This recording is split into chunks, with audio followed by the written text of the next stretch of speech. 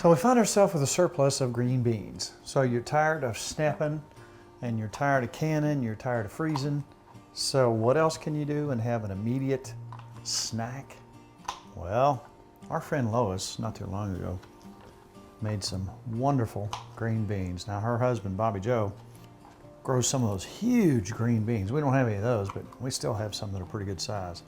So we're gonna take these and we're gonna make some pickled green beans. And this is a la Lois.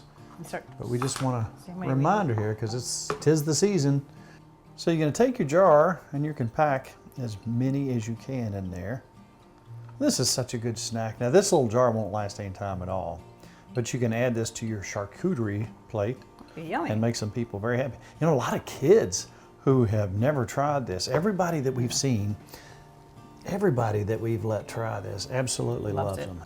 So again, this is just vinegar and water, half and half, a cup apiece. We're gonna take a half a cup of sugar. A lot more sugar in this one. This is more of a sugar-based deal here. We're gonna put a cinnamon stick in here. So we're gonna take a teaspoon of pickling spices. We're gonna take a half a teaspoon of pickling salt.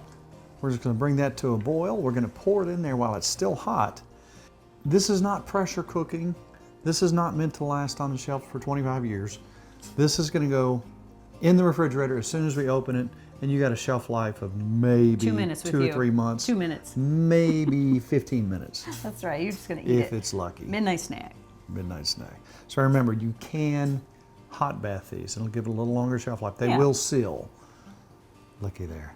Pickled stuff everywhere.